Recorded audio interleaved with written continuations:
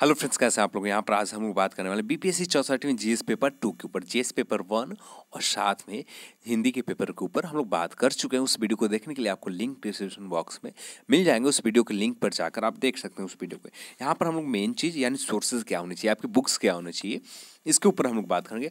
और आपकी एग्जाम में रणनीति क्या होनी चाहिए, इसके ऊपर हम लोग बात करने वाले हैं। तो चलिए, तो सामान्य अध्ययन पेपर 2 के लिए भारतीय राज्य व्यवस्था, यानी यहाँ से भी आपको 300 का राज्य व्यवस्था, भारतीय अर्थव्यवस्था प्लस में भारतीय भूगोल और भारत के विकास, विज्ञान और प्रौद्योगिकी से भी प्रश्न पूछे जाते थे। तो यहाँ पर सभी से 300 नंबर, जैसे जीएस पेपर 1 में पूछे जाते थे उसी तरह से जीएस पेपर 2 में भी पूछे जाते। तो सबसे पहले हम लोग बात करते भारतीय राज्य व्यवस्था के ऊपर। तो भारतीय राज्य व्यवस्था के ऊपर एम लक्ष्मी का आंसर का बुक और प्लस में यहाँ पर दो तरह के प्रश्न पूछे जाते हैं। एक स्टैटिक्स रहते हैं और सेकंड जो रहता है करंट से रहते हैं। यहाँ पर दोनों तरह के टॉपिक को आपको कवर करना होगा। जैसे यहाँ पर लक्ष्मी आंसर का बुक से आपको राष्ट्रपति के बारे में कवर हो जाएंगे, उनकी विधायी शक्ति या उनकी वित्तीय शक्ति में अवलोकन करने के लिए भी प्रश्न पूछे जा सकते हैं, कुछ भी पूछा जा सकता है। तो इसमें यदि आप प्रीवियस ईयर पेपर का एक बार सही से अध्ययन कर, जब सिलेबस कंप्लीट हो जाते हैं उसके बाद प्रीवियस ईयर पेपर आप कर लेते हैं तो इससे बाहर प्रश्न नहीं जाएगा। यहाँ पर आप 3 प्रश्न जो पूछे जाते हैं, 3 सभी प्रश्न कवर हो जाएगा। हाँ, एक प्रश्न जो टॉपिक रहता है करंट से संबंधित रहता है, तो इसके लिए आपको विजन के मैगजीन आपको देखना होगा। विजन के मैगजीन से आपको मैक्सिमम उसी टॉपिक को आपको चूज करना है जो ट्रेडिंग टॉपिक है, जो ठीक है, ट्रेडिंग टॉपिक को आपको विजन मैगजीन से स्टार्ट करना। और वैसे तो आप सभी टॉपिक को पढ़ सकते हैं, पर टाइम बर्बाद करना सही नहीं है। तो आप उसी टॉपिक को ज़्यादा ध्यान दें जो ज़्यादा न्यूज़ में रहा हो, ठीक है। तो यहाँ पर विजन मैगजीन से आपका जैसे ही कवर कर लेते हैं तो यहाँ पर 2 सेक्शन आपको कंप्लीट हो जाएंगे।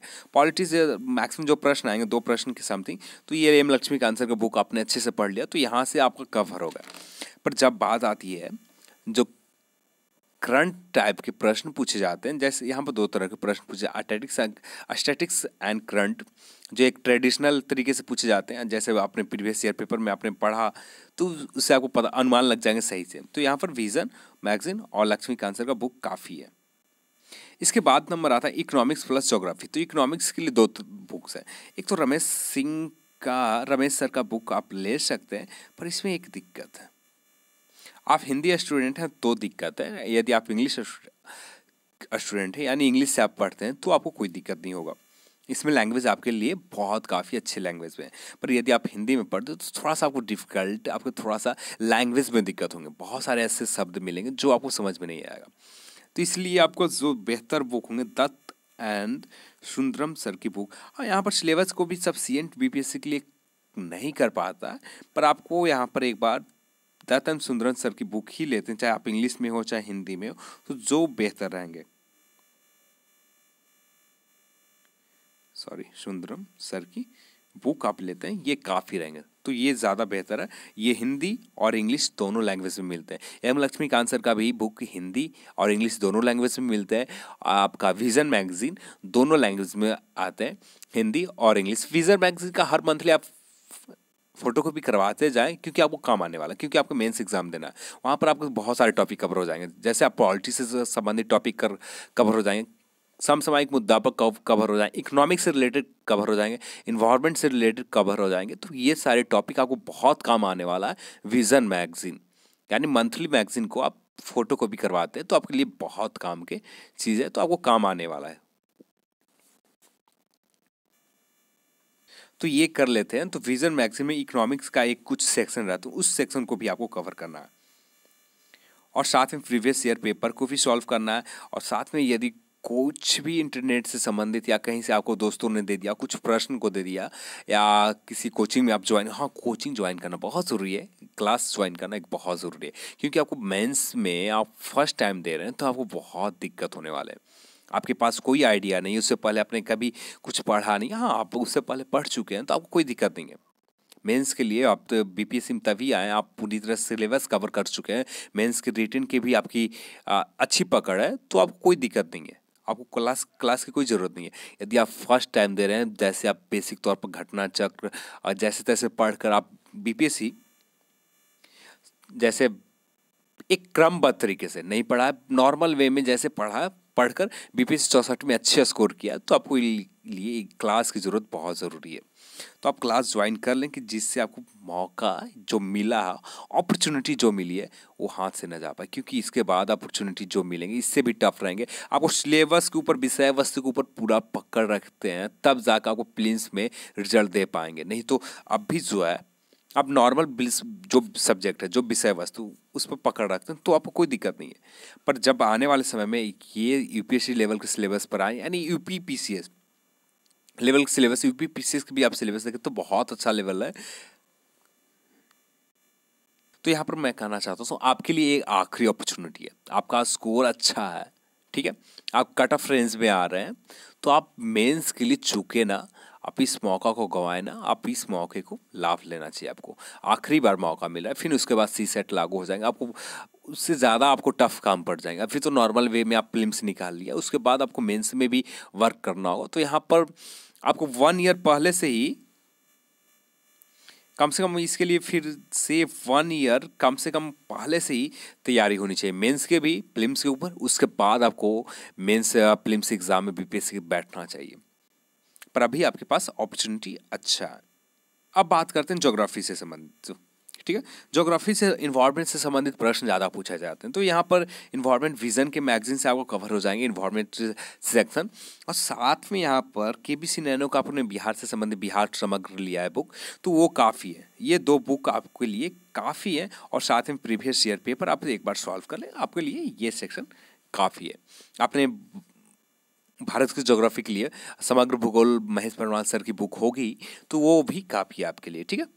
तो यहाँ पर ज़्यादा आपको मेहनत नहीं करना है, यहाँ पर सिर्फ आपको जो पढ़ा है आपने उसी चीज़ को फिर से रिवाइज करना है।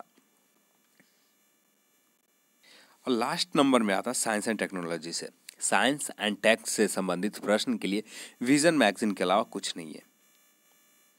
विजन मैगजीन, साथ में इसके लिए कोई गाइड ले सकते हैं, या किसी, मेरे अकॉर्डिंग इंटरनेट पर जो पीपी से संबंधित पेजेस हैं, ठीक है, उस पेज को आप एक बार लाइक कर लो, जितने भी पेज मिले, और उनका जो पेज पर आप प्रश्न डेली देते हैं साइंस से टेक्नोलॉजी से संबंधित, उस प्रश्न के ऊपर आप काम करो। उस प्रश्न विजन मैगजीन का भी आप हेल्प लो, और उसी तरह के टॉपिक, जितने भी ट्रेडिंग टॉपिक मिल रहे हैं वहाँ से उस टॉपिक को उठाते जाओ, उस टॉपिक के ऊपर काम करते जाओ आप।